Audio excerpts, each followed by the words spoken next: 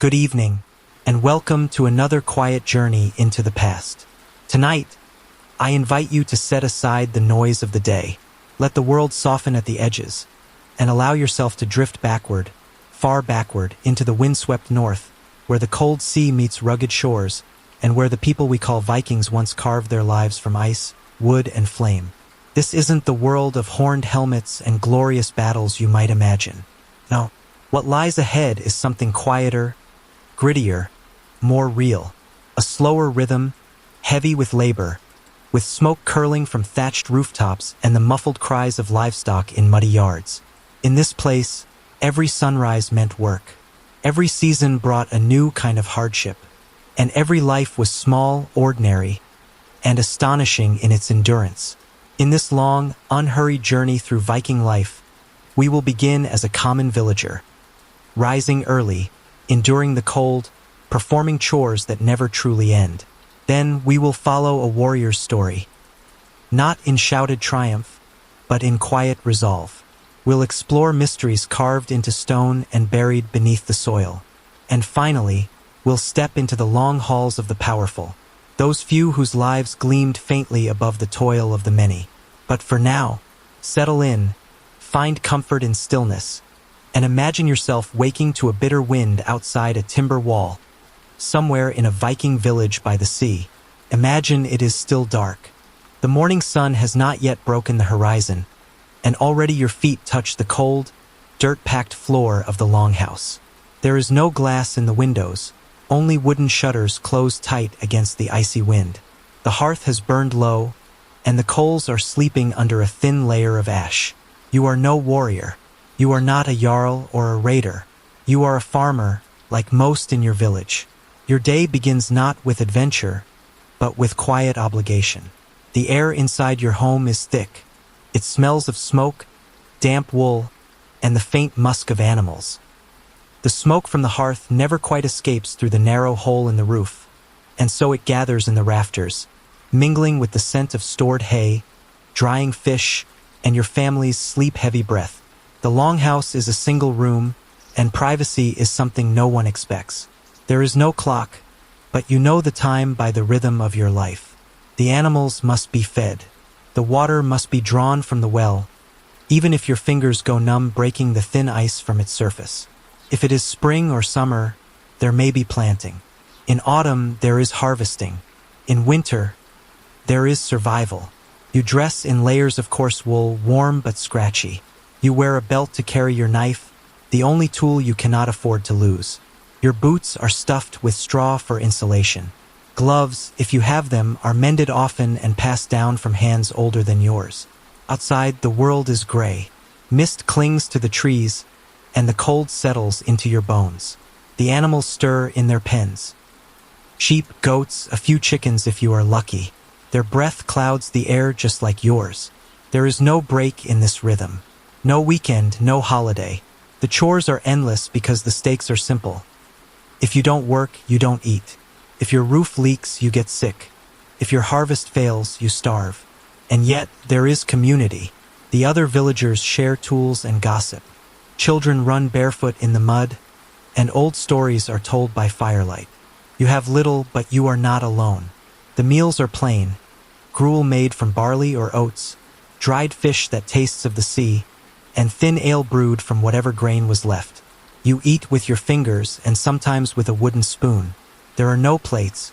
Trenchers, slabs of stale bread or flat boards hold your food. You chew slowly, not because you're savoring, but because it is all you have and you want it to last. Evenings are short. The darkness comes early, and the cold returns quickly. The fire is fed again carefully. Wood is precious, and every log matters.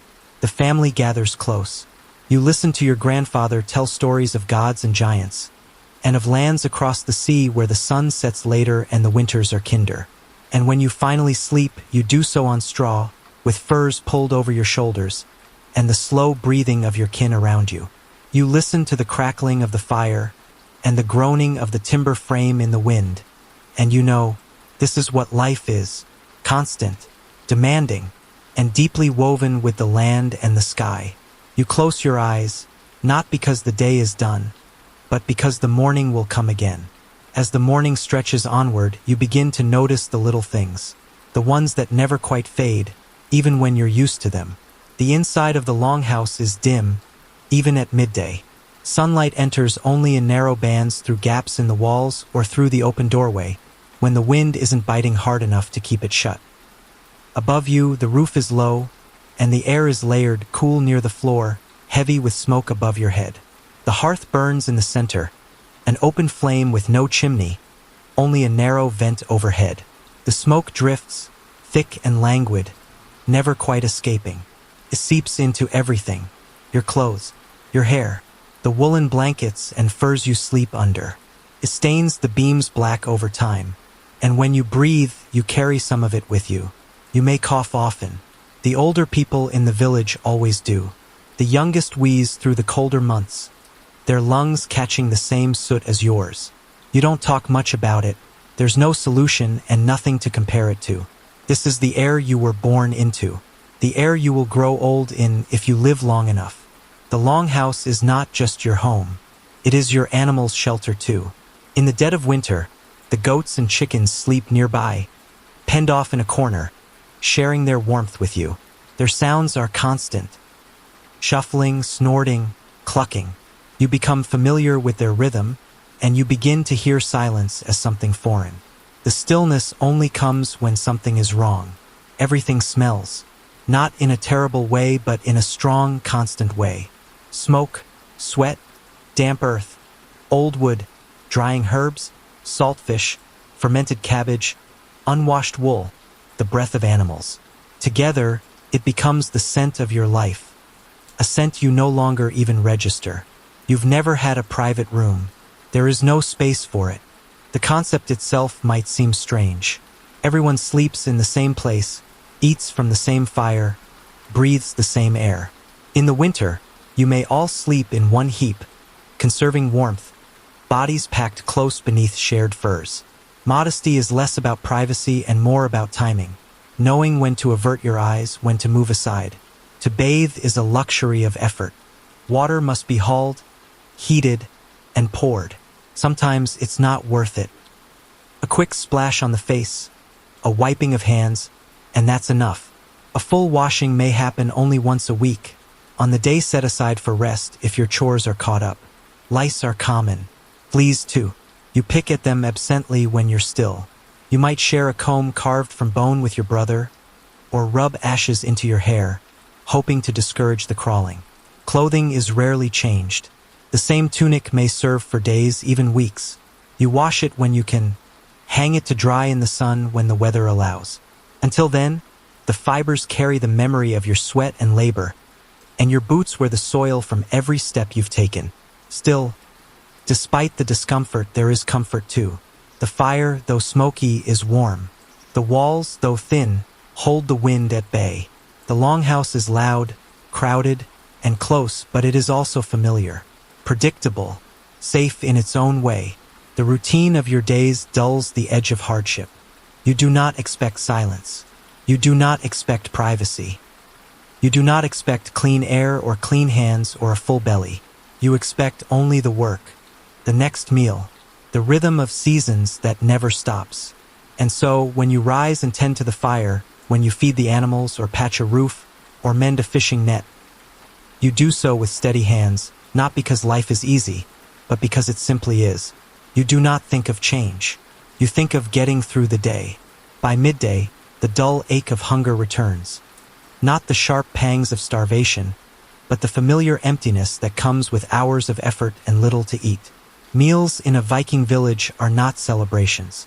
They are pauses, brief, practical, and entirely shaped by what the land and season can offer. There is no market nearby, no abundance of choice. Your diet is dictated by the fields, the sea, and the weather. Some days food is plenty. Others it is barely enough. Most days begin and end with porridge. Not the creamy, sweet kind found in modern kitchens, but a thick, grainy mash made from barley or oats. You boil it slowly over the hearth, stirring with a wooden spoon, careful not to scorch it. Salt, if you have it, adds flavor. A dollop of animal fat, when there's enough to spare, makes it richer. Dried herbs may be added, depending on what was gathered last summer and what hasn't gone stale. Bread is rare. Yeast is not easy to come by, and ovens are a luxury. When bread appears, it's flat and dense, often baked over stones or in the ashes of the fire. It may be made from rye with a sour tang. More often than not, it's eaten quickly because staleness arrives fast. Fish plays a central role, especially in coastal villages. Herring, cod, and sometimes salmon salted, smoked, or dried. The smell is persistent and strong, but you've long stopped noticing. Meat is less common, saved for special occasions or hard-earned kills. When an animal is slaughtered, nothing is wasted. Every part, organs, bones, fat, is used in some way. You might drink broth thickened with root vegetables or gnaw on a salted joint of lamb days after it was cooked. Cheese, if available, is soft and sour. Milk is sometimes consumed fresh, but often fermented into a drink not unlike thin yogurt. Eggs are a prize. Honey is a treasure. And fruits, berries mostly, are seasonal and fleeting, best preserved as dried morsels or meager jam. Drinking water can be risky. Wells may be shallow. Streams may be tainted. Most people drink a weak ale instead. A thin, cloudy brew with barely enough alcohol to kill bacteria but not enough to intoxicate. Children drink it, too. It is safer than water and often easier to come by. Meals are communal. A single pot feeds the whole household. There are no individual plates. You scoop what you need, mindful of others. Talking is minimal. Food is eaten quickly. You eat what's warm now, knowing it won't be later. And there is patience. Always patience. The patience of waiting for a crop to grow. The patience of stewing cabbage and salted lamb over coals. The patience of hunger that must not turn into complaint. Some nights there is nothing at all. Just warm water, a heel of bread, and hope for a better meal tomorrow. Still, when the fire burns low and your belly is not empty, you are thankful. The porridge is bland, but it is filling. The ale is bitter, but it is safe. The fish is dry, but it is yours. This is not a feast. It is nourishment, a quiet, brief reward for the labors of the day, and a reminder that, in this life, survival is victory enough. As the year turns and the days shorten, life in the Viking village does not slow. It simply hardens. Winter comes not as a surprise, but as a certainty. It brings with it a quiet tension, a slow tightening of the world outside your longhouse walls. You know the signs. The air grows sharper. The winds howl longer through the trees. The mornings stay dark. And the frost that first appears on the edge of your cloak eventually settles deep into the soil. In preparation, you layer your wool garments, thick tunics, cloaks, and hand-stitched mittens. Wool is scratchy, coarse, and often smells faintly of the sheep it once protected. But it is warm. You wear it over underclothes, sometimes made of linen, sometimes just another thinner layer of wool. The garments are dyed with natural pigments, faded reds from madder root, dusty yellows from birch leaves, soft blues from woad. But time dulls their colors. They are mostly earth-toned now, stained with ash and age. Beneath your tunic, your skin itches. Not from the wool itself, perhaps, but from what hides within it. Lice are constant companions. They live in your clothes, your hair, your bedding. You scratch often, absent-mindedly, like everyone else. Fleas jump from the straw you sleep on. Occasionally, you'll wash if water can be warmed and time allows, but the insects always return. You grow used to this because there is no other option. Combings are regular. Ashes rubbed into the scalp. Clothes are boiled when possible. But nothing is ever fully clean, not in the sense a modern person might expect. Clean is relative. Clean means tolerable. Outside, snow begins to fall. The ground turns to frozen mud. Tasks that once took place in the open, carving wood, mending nets, spinning thread, are now brought indoors, into the smoky warmth of the longhouse. Time seems to slow, but the chores continue. Wool is carded, spun, and woven by firelight. Tools are sharpened. Sails are repaired. Spoons are carved. The days are short. The nights are long. And the dark feels heavy. The fire becomes not just a source of heat, but a center of life. You gather around it not to talk. There is little to say but to exist together, to watch the flames, to listen to the wind batter the shutters, to feel the quiet closeness of your family, bundled in furs, sharing warmth. Food stores dwindle. The salted meat grows tougher. The dried fish becomes thinner. You ration what you have. Each day brings a choice, how much to eat now and how much to save for later. Hunger is never far away, but neither is hope. Spring will come again. It always has. And yet, this time between harvest and thaw tests everyone. The old grow weaker. The young cough through the nights. The candles burn low. The woodpile shrinks. You find yourself staring into the fire, watching the embers collapse inward, listening to the hush of the snow falling outside. This is the heart of the year. Not a time of joy, but of endurance. A time when the rhythm of your life is set by the crackle of the hearth and the distant howl of wolves in the forest. And you endure it not with resentment, but with resolve. Because this, too, is the Viking life. Not the clash of swords, but the quiet perseverance of ordinary people against an indifferent winter sky. There is no end to the work, only a turning of tasks, one bleeding quietly into the next. In a Viking village, every day is part of a larger circle, a loop of necessity that never really pauses. You may finish one chore only to begin another. You don't question this rhythm. You move with it like a current that never truly lets you rest. If it is spring, you prepare the fields. The soil must be broken by hand, turned with wooden plows, sometimes pulled by oxen if your family owns any. Seeds are scattered by calloused fingers, pressed into earth that is often still cold from winter's touch. Summer brings maintenance, roof repair, fence mending, thatching, and watching the livestock with constant vigilance. The sheep may wander. The goats test the boundaries. A lost animal could mean a lost winter meal. Autumn is the most demanding. It is the time of harvest, and it waits for no one. You rise early and work until dark, cutting, bundling, storing, preserving. Grains must be dried and milled. Root vegetables are pulled from the ground and layered into cellars. Fish are caught in greater numbers now, salted and hung to dry before the frost sets in. Even in winter, when the world seems still, there is always something to do. Tools must be maintained, wool spun into thread, nets woven and checked for tears. You chop wood daily. Fire is not a luxury, it is survival. And throughout all of this, there is water to be drawn, animals to feed, dung to be shoveled, and garments to mend. The longhouse walls must be checked for drafts, the thatch patched, the carts will reinforced. Children help, of course. From a young age, they fetch, carry, gather, scrape. There is no childhood as we know it today, no separate season of play. They are smaller versions of their parents, always underfoot, always watching, always imitating. You rarely sit down, and when you do, your hands remain busy, whittling, spinning, braiding rope. There are no hours wasted in leisure. Songs might be sung while working, jokes told, stories passed down, but always the hands are moving.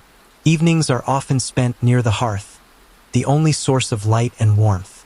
Tasks like sharpening knives, sewing seams, or cleaning tools are done then under flickering flame. I squint, backs ache, but the work continues. And yet, despite the weight of it all, there is satisfaction in completion. A mended fence keeps animals in. A thatched roof keeps rain out. A finished tunic will warm a child in the months to come. These small victories build upon one another. They are not grand. They are not celebrated. But they matter. The chores do not end. But nor does the pride in having done them. You learn to move through the day like the turning of a wheel.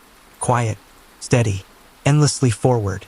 Now we leave the smoky stillness of the longhouse behind and step into the quieter, deeper fog of memory, into the realm of stories half remembered, half imagined, told by firelight and carried through the centuries. This is where history and myth walk side by side, and no figure captures that better than Ragnar Lodbrok. You've likely heard his name, Ragnar, a warrior, a raider, a king.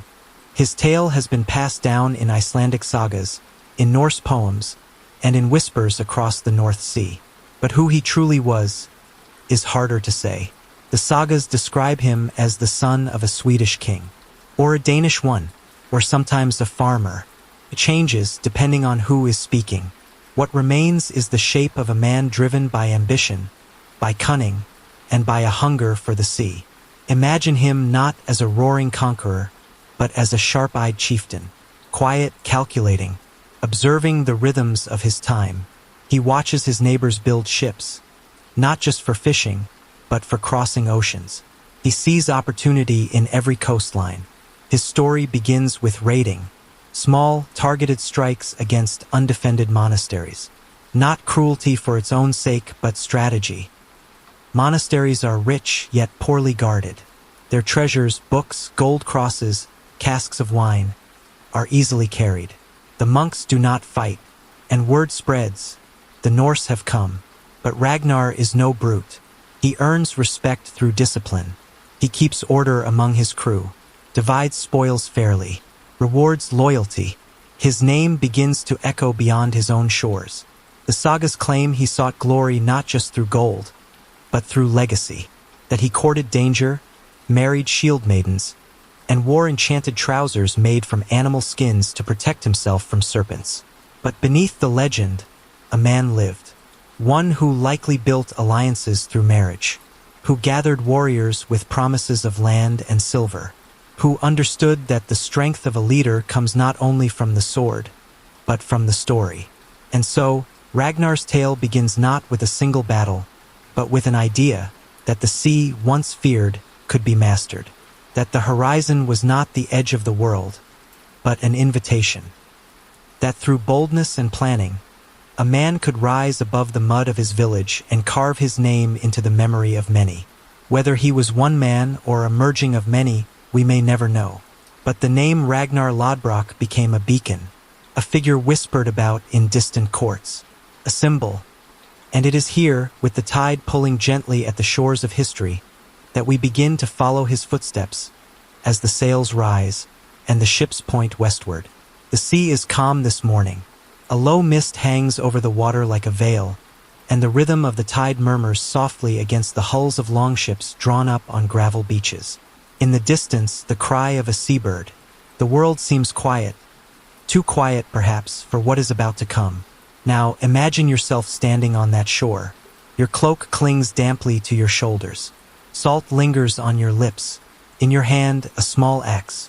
Not a grand weapon, but a practical one, sharp enough to fell a tree or open a locked door. This is the setting of Ragnar's rising legend. Not the great battles of later centuries, but raids, fast and measured. The kind that begin before sunrise and end by midday. The first targets are often monasteries. Not by accident. Monasteries hold wealth. Silver chalices, gold-threaded cloth, and illuminated manuscripts that shimmer in torchlight. But more importantly, they are isolated. Their inhabitants are men of peace.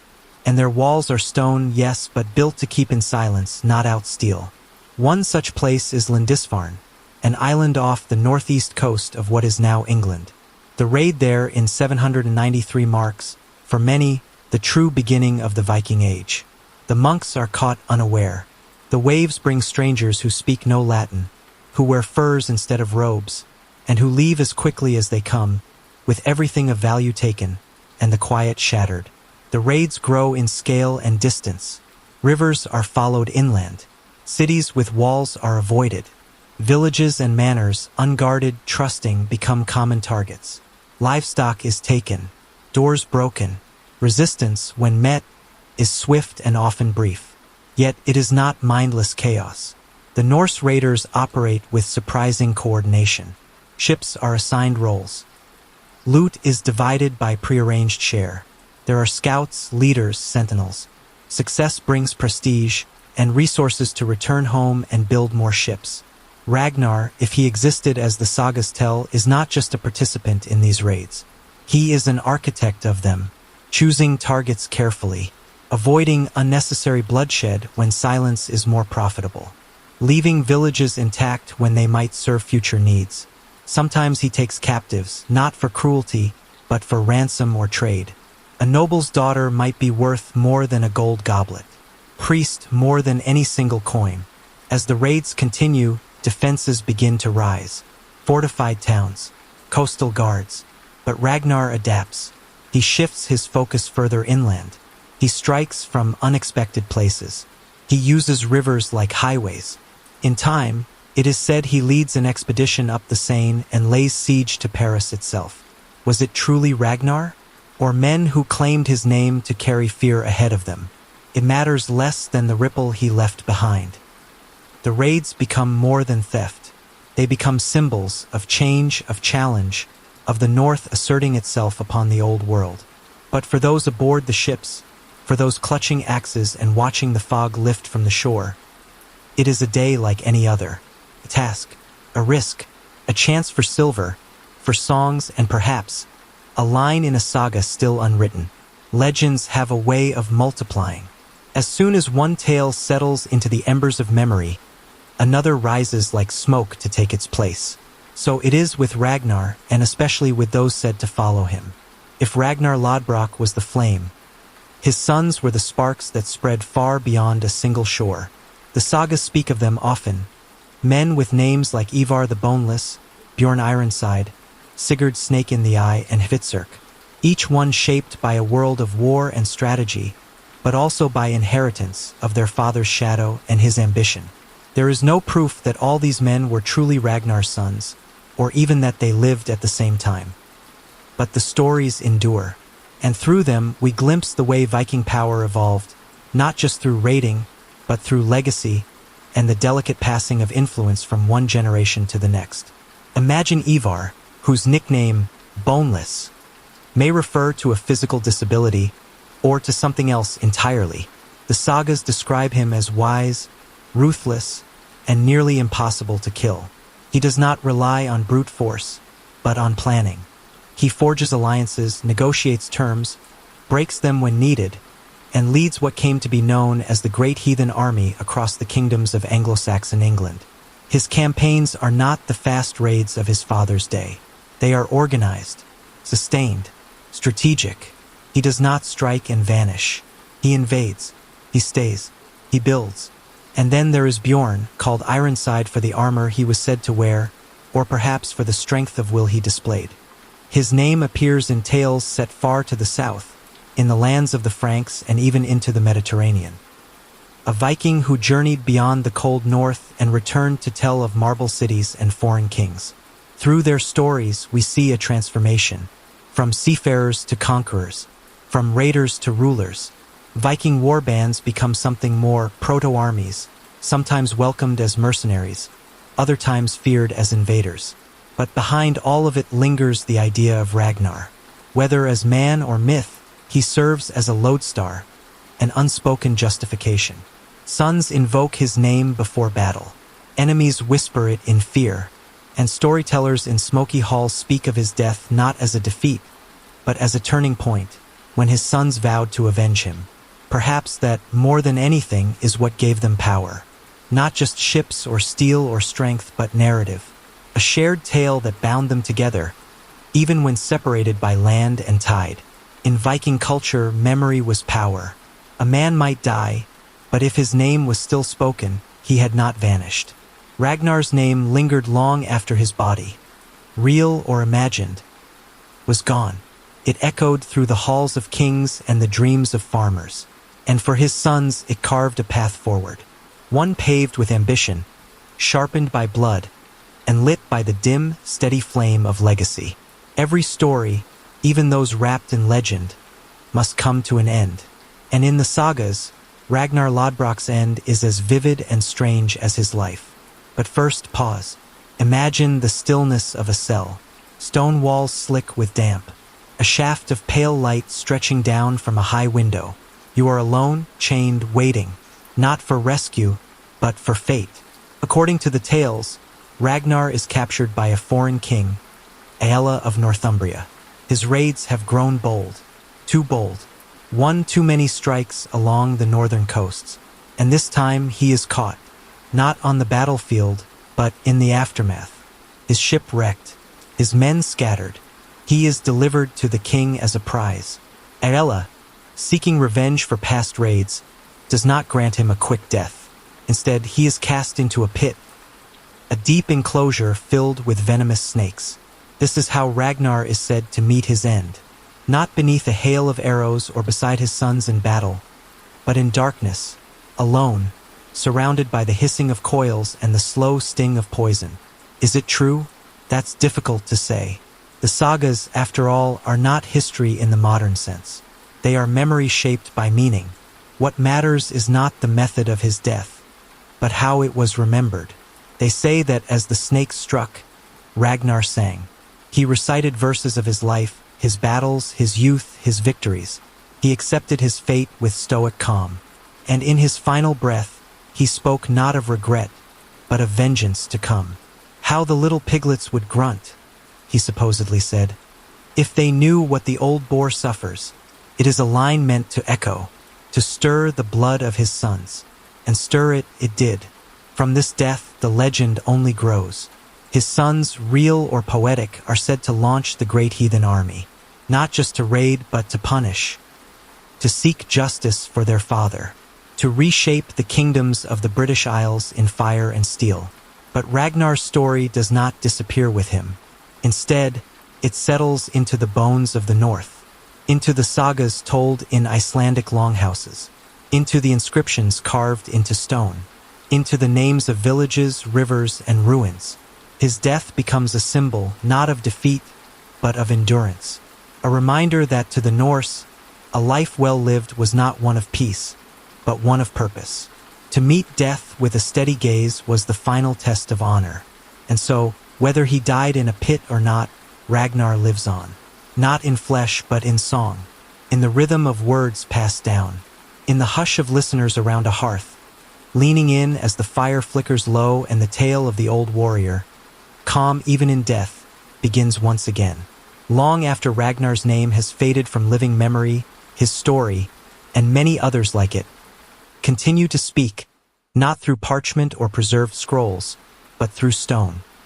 The Vikings left behind no great libraries, no sprawling archives, but they did leave something else, something durable, something quiet, runestones, scattered across the Scandinavian countryside, along farm roads, near churches, nestled in forest glades.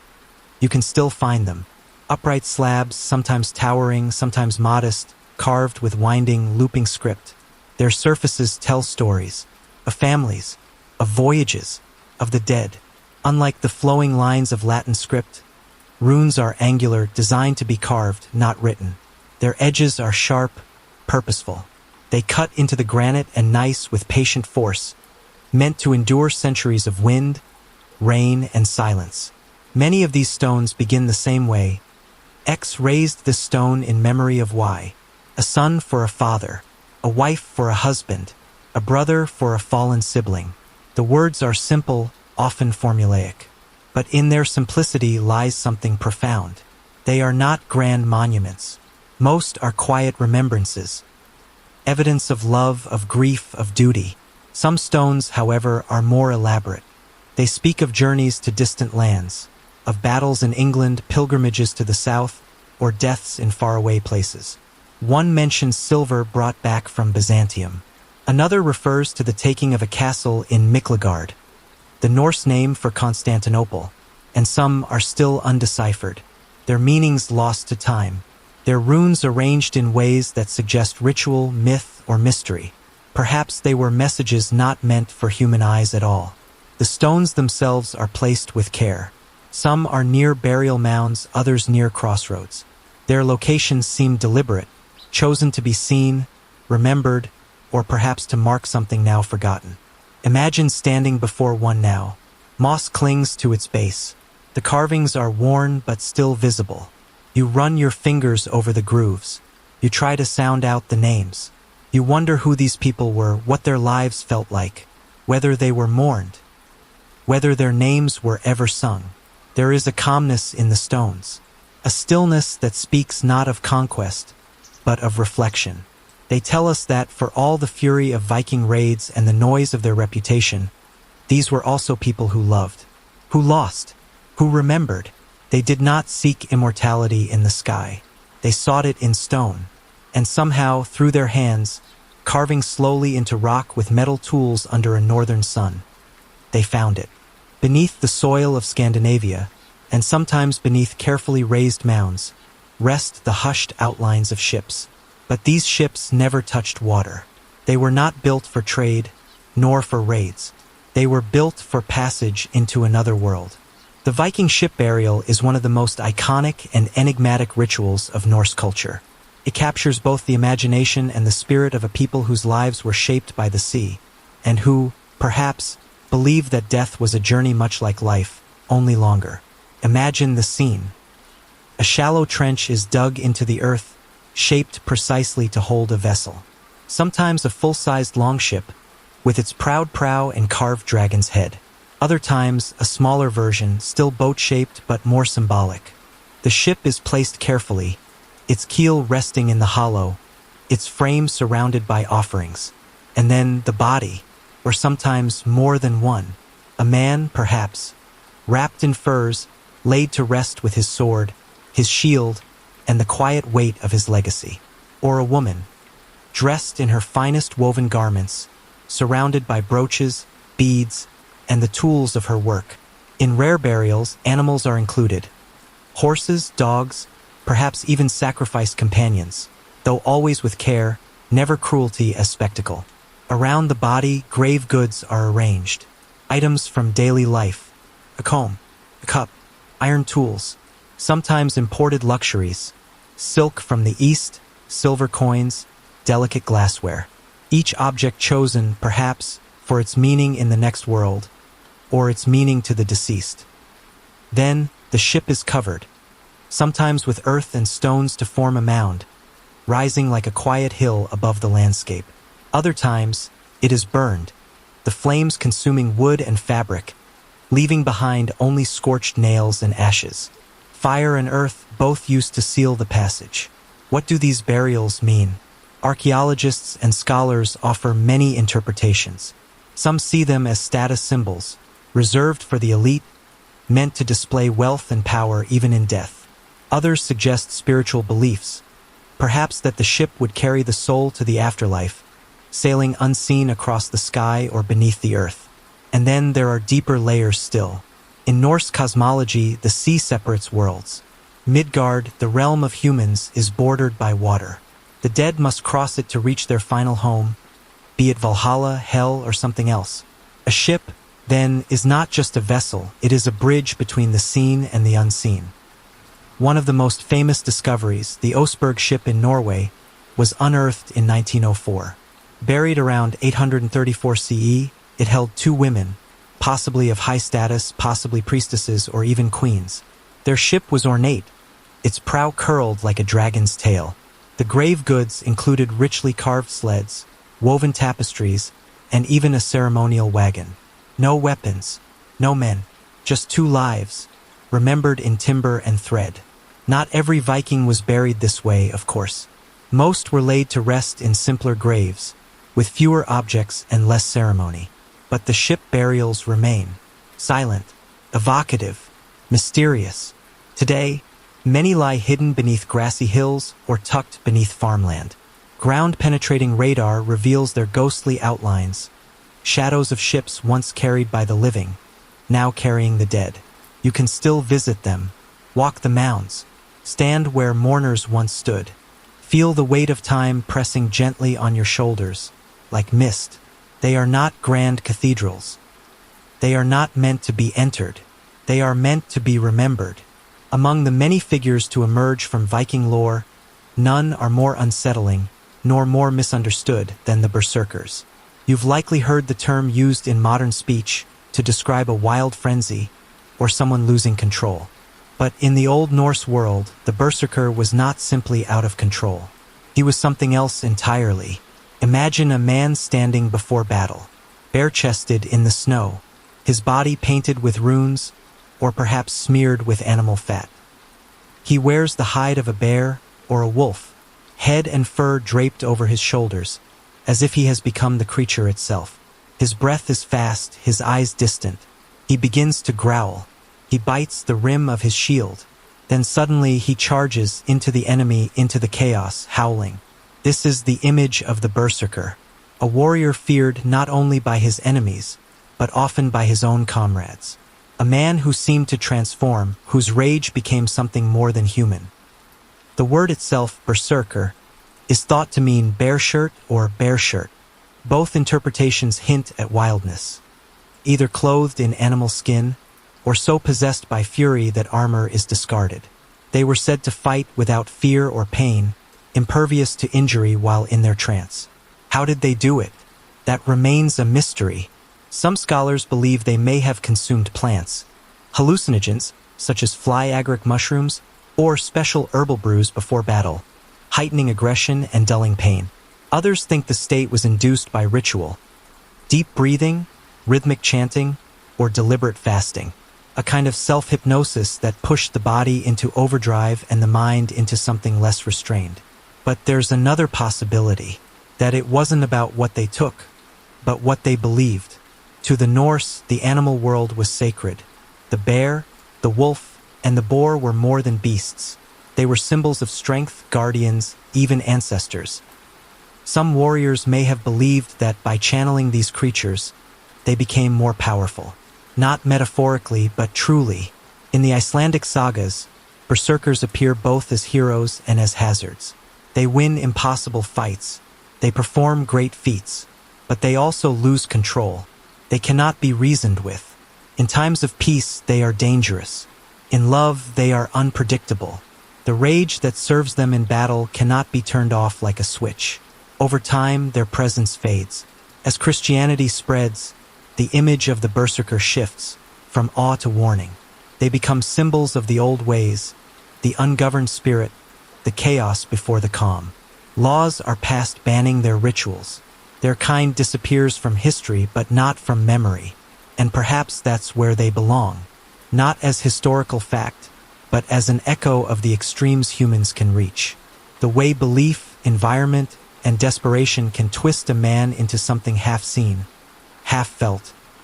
Something still whispered about when the fire burns low and the night is long. So the next time you hear the word berserk, remember, it once meant a man who believed he was more beast than human, and who died trying to prove it. Now, let us leave behind the cold fjords and shadowed longhouses of Scandinavia, and turn our gaze westward, across the gray Atlantic, toward a distant land described in hushed tones and hopeful dreams, Vinland. To the Vikings, the sea was not a barrier. It was a pathway, and some among them followed it further than most could imagine. Around the year 1000 CE, 5 centuries before Columbus, Norse sailors set foot on a land that did not appear on their maps. A place with forests so thick they seemed to hum with life, with rivers teeming with fish, and grapes growing wild on the vines. They called it Vinland, the land of wine, and then, strangely, they left. The story begins with Eric the Red, a man exiled from Norway for murder. He settles in Iceland, and then is exiled again. He sails further west and finds a new land, Greenland. Icy and barren, but habitable if you are determined enough. Eric's son, Leif Erikson, grows up among those windswept rocks. But he hears tales of something more.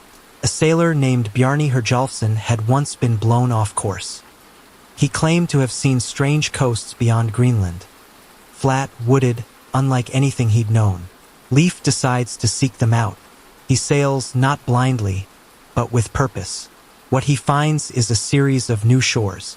The sagas speak of 3 lands, Helgeland, Markland, and finally Vinland.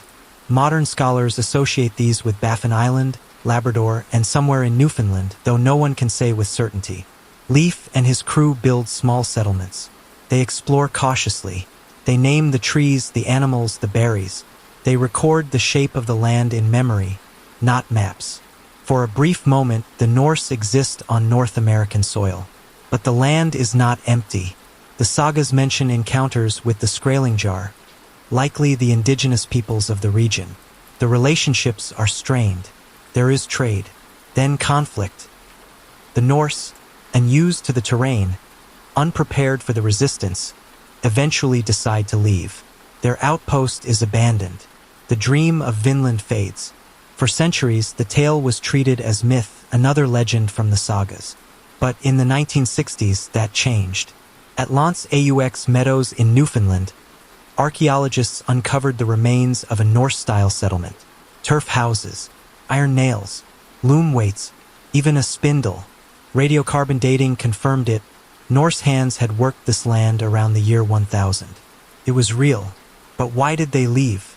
Perhaps it was distance. Supply lines from Greenland were long and dangerous. Perhaps it was the harshness of the winters, or the tensions with the local people, or perhaps it was simply too much, too far, too soon. Vinland remains a mystery not because it is lost, but because it was never fully found.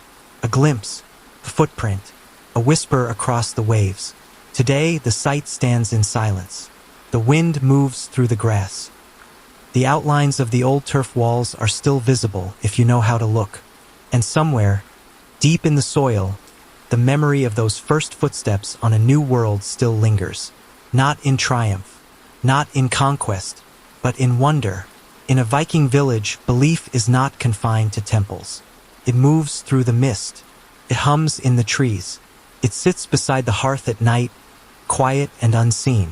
To live as a Norse villager is to dwell in a world shaped by forces both near and distant. Gods and spirits, ancestors and omens, all woven into the fabric of daily life. There is no holy book, no weekly sermon. Instead, there are stories, told in longhouses by flickering firelight, shared in whispers among children, carved into the beams of ships, woven into the knots of cloth. The gods are not distant. They are not perfect. They live not above, but alongside, watching, interfering, guiding, sometimes deceiving. You know their names: Odin, Thor, Freya, Loki. But you do not worship them in the way modern faiths often imagine. You honor them, fear them, trust them, and sometimes question them. Odin, the All-Father, is wise and cold. He gave up one of his eyes in exchange for knowledge. He hung himself from the world tree, pierced by his own spear, for 9 nights, sacrificing himself to himself in search of deeper truth. He is the god of poets, kings, and wanderers. But he is also the god of war, of death, of secrets. Thor is different. He is strength, simpler, more beloved. His hammer, Mjolnir, protects the world from chaos. Farmers wear hammer amulets carved from iron or bone, hoping for good harvests, for healthy children, for protection from storms. Freya, goddess of fertility and battle, rides a chariot drawn by cats. She weeps tears of gold. She knows the magic called seer, a kind of seeing, a bending of fate. She is both nurturing and fierce.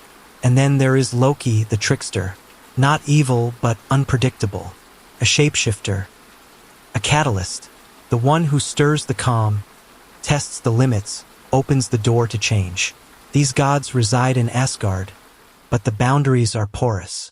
They visit, they interfere, they are felt. Not every home has a shrine, but many keep small figures of wood or stone, tokens placed on shelves or buried in corners, offerings made in quiet moments. A loaf of bread, a splash of ale, a carved rune left in a hidden grove. Beyond the gods are the spirits of the land. The Veatir, hidden beings who dwell in rocks, streams, and trees. If you build a home, you must ask permission. If you cross a certain path, you leave a gift. Disrespecting them might bring misfortune. A broken tool, a sick animal, a failed crop. These spirits are not worshipped, but they are respected. The dead are not far either. Ancestors linger. They are remembered in stories, in names passed down, in places avoided or honored. A burial mound is not just a grave, it is a presence. A reminder that the world is layered, that the living and the dead share more than we often admit. And when winter deepens and the night grows long, the boundary between worlds grows thinner. Fires burn brighter, shadows stretch longer. You might dream of wolves chasing through the sky. You might hear stories of the wild hunt, a ghostly procession of riders led by Odin, sweeping through the night, not to harm necessarily, but to remind you that life is fragile, that fate is a thread, and the Norns, three shadowy women, are always spinning, measuring, and cutting. In this world, belief is not loud. It does not demand. It simply is. It lives in the grain of wood, in the breath of the wind, in the silence between heartbeats. Now, let us step away from the smoke-stained rafters of the peasant's longhouse and walk slowly up the gently worn path towards something grander. A broader roof, thicker beams, a doorway carved with knotwork and flanked by torches.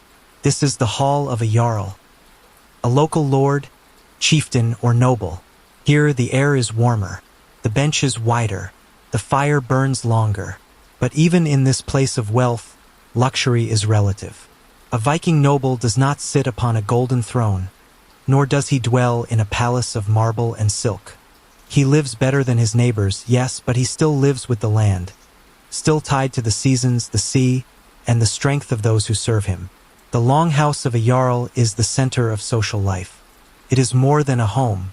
It is a courtroom, a war room, a feasting hall, and a treasury.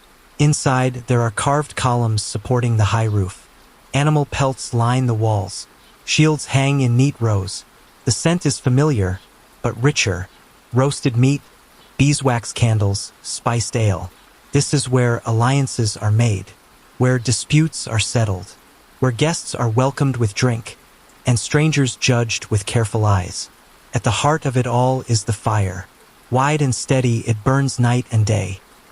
Around it, men and women sit on benches lined with wool and fur. Cups are passed, platters laid down. Songs rise slowly, like steam. A feast in the Jarl's Hall is not simply a meal. It is theater, a chance to display wealth, to reinforce status, to honor guests and intimidate rivals. The food is better here, thicker cuts of meat, imported spices, sweetened cakes, and bowls of berries preserved in honey. Ale and mead flow freely, though not without measure. Drinking is encouraged, but so is restraint. A wise jarl knows when to raise his cup and when to set it down. And then there are the skalds, the poets. They stand near the fire, reciting verses from memory. Their words weave tales of ancestors, battles, gods. To be praised in a skald's song is a kind of immortality. To be mocked is a stain that may take generations to erase. Power in the Viking world is not absolute. A jarl rules, but he is expected to be generous, just, and strong. His wealth must be shared or at least displayed in ways that bind others to him. Gift-giving is crucial. A well-chosen sword, a silver brooch, a silk scarf from the East. These are not simple tokens. They are bonds. His reputation is everything. If he is brave, his people will fight for him. If he is wise, they will trust him. If he is cruel or weak, they may leave. Evenings in the hall stretch long. The fire burns low. The sound of harp strings blends with low voices. The smell of wood smoke softens. And somewhere, outside in the frost, the sea murmurs against the shore. The jarl leans back in his chair, his guests full, his hall quiet, and in that moment he is content. Not because he is invincible, not because he is feared, but because tonight his fire still burns, and his name still matters. In a world without paper money, banks, or ledgers, wealth takes on many forms. Some of it is seen, heavy, glittering, clinking softly in a pouch, but much of it is unseen, woven through relationships, loyalties, and the silent obligations between giver and receiver. For the Viking elite, silver is king. Not minted coins always, but weight, rings, ingots, hack silver broken from bracelets or goblets. Anything that could be cut, weighed, and traded had value. A merchant might carry a small set of balance scales in his belt pouch, weighing out bits of silver on the spot, matching them against tiny carved weights. But silver is only part of the picture. There is amber, softly golden, warm to the touch, found on Baltic shores and traded across thousands of miles. There is fur, Arctic fox, beaver, ermine, sought by nobles far to the south. There is glass from the east, polished so smooth it reflects like still water. There is silk from Byzantium, ivory from Africa, spices from Arabia, And then there are items that hold more than material value. A finely forged sword with a name and history, a brooch worn by a queen, a comb carved with runes. These are things that carry meaning, not just worth. In the Jarl's Hall, gifts are rarely casual. To give is to bind. A Jarl might offer a silver arm ring to a loyal retainer, not just as a reward, but as a public promise. The ring glints in the firelight, and others see. The bond is understood. To refuse a gift is dangerous. It is to insult the giver, to question their status. But to accept is also a burden. It creates an obligation, spoken or not. This economy of favor and display defines much of elite Viking life. Dowries are negotiated in silver and livestock. Alliances are sealed with gifts. Disputes are ended with fines, not just to settle accounts, but to restore balance and preserve honor. Trade flows constantly, across rivers and seas. Norse merchants travel far, to the markets of Hedeby and Birka, to the Silk Road, to the glittering domes of Constantinople. They bring back more than goods, they bring stories, customs, coins stamped with foreign kings. And yet, in a quiet moment, a Jarl might open a chest carved from dark wood. Inside, velvet pouches, worn blades, bits of amber wrapped in cloth, trinkets from raids and gifts from kings. He knows what each one means, who it came from, what it cost. Wealth in this world is not stored in numbers. It is carried in memory, in obligation, in the trust that, when the time comes, those you've honored will honor you in return. Even in the far north, where the winters are long and the seas cold, order matters. The Viking world may seem wild to modern eyes. Raiders in longships, chieftains battling for land, warriors boasting of their kills. But beneath that image lies structure, quiet, familiar, carefully maintained through tradition, speech, and the weight of shared expectation. At the center of that structure is the thing. The thing is not a building. It is not a specific council or ruler. It is a gathering, a meeting of free men held in the open air, on a hill, in a grove, beside a stone. It varies from place to place, but its purpose is always the same: to resolve disputes, to make decisions, to hold people accountable. Imagine a grassy field on a summer morning. The dew is still on the blades.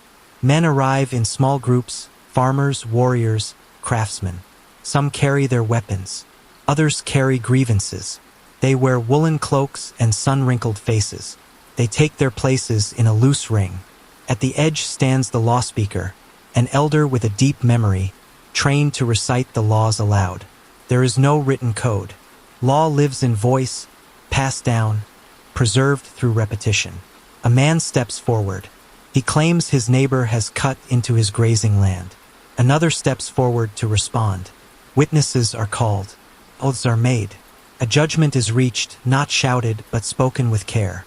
The thing is not democratic in the modern sense, but it is participatory. Voices are heard. Outcomes depend on status, yes, but also on reputation, clarity, and community. Serious crimes are punished. Theft might require repayment threefold, fivefold, depending on the object. Violence may result in wergild, a payment of blood money to avoid a feud.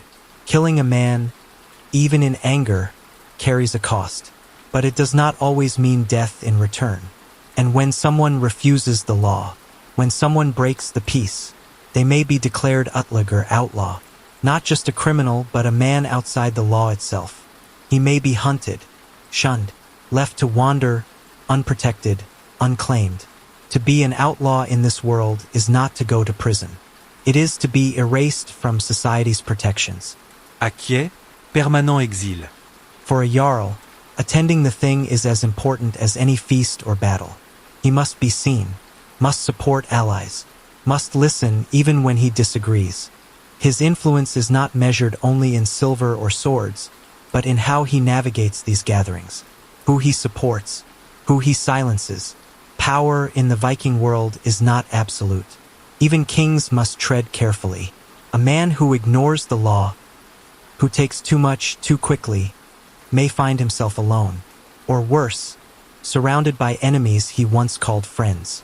The thing reminds everyone, peasant and noble alike, that order is a shared burden, that the sword defends, but the word decides.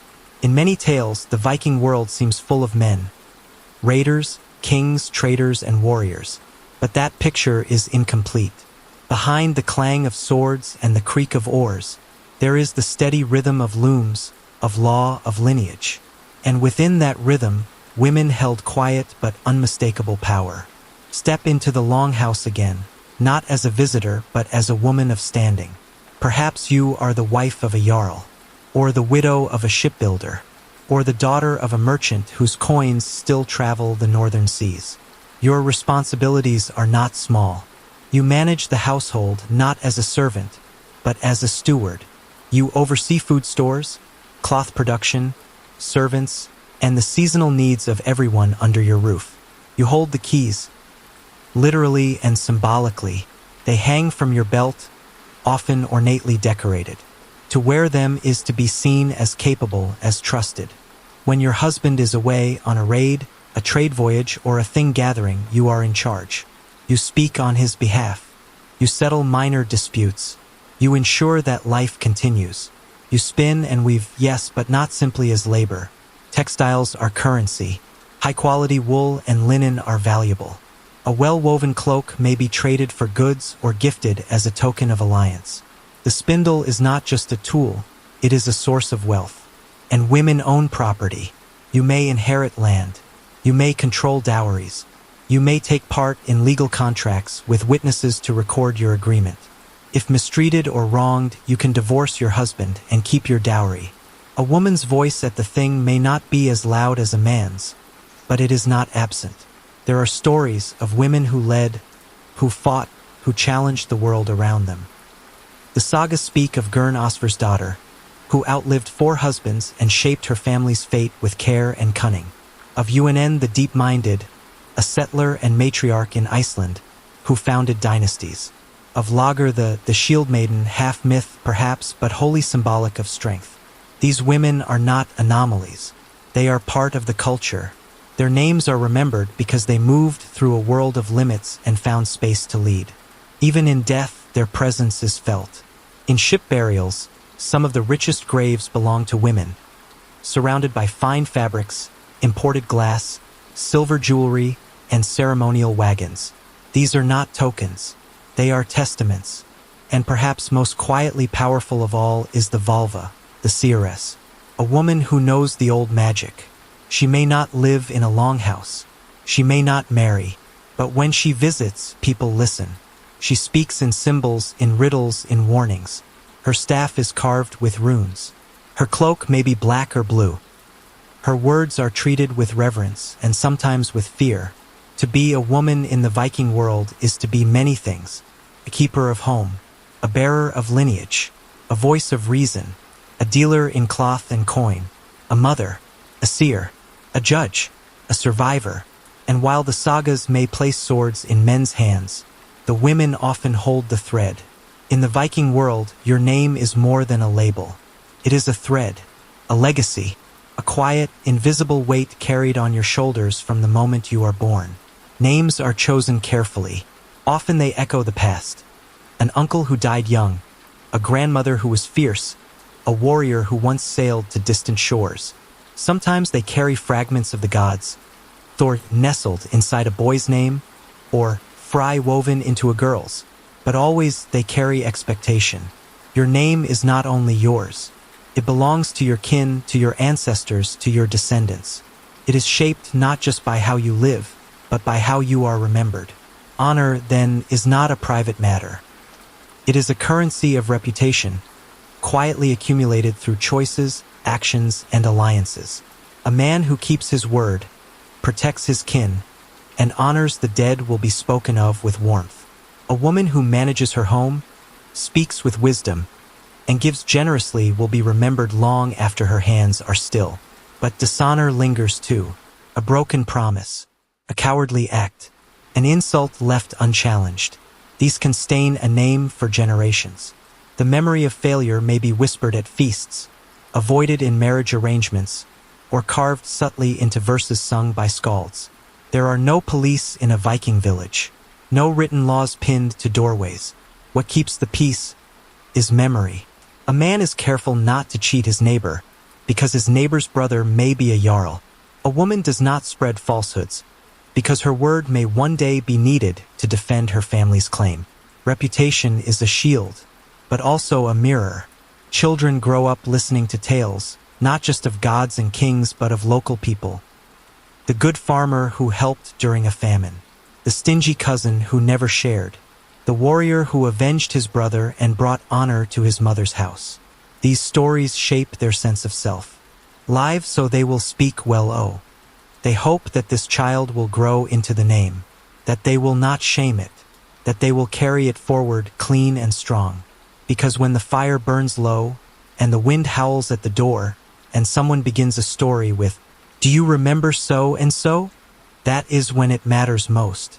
Not how many coins you earned, not how many enemies you bested, but how your name lives in the minds of those who still speak it. All things pass, even those that feel eternal. The crackle of the hearth, the slow rhythm of oars, the rough weight of a wool cloak on a frostbitten morning. Even the longhouse, warm, dark, and breathing with life, does not last forever. By the late 11th century, the world begins to change. Not suddenly, not loudly, but steadily, like snow melting beneath the spring sun. Christianity has arrived, first as rumor, then as suggestion, then as law. The old gods do not vanish overnight. For a time, they coexist. Crosses are carved alongside hammers. Churches are built near sacred groves. But slowly, the new ways settle in. The rituals change. The festivals shift. The skalds begin to tell different stories. Trade increases. Coins with foreign kings' faces become more common than hack silver.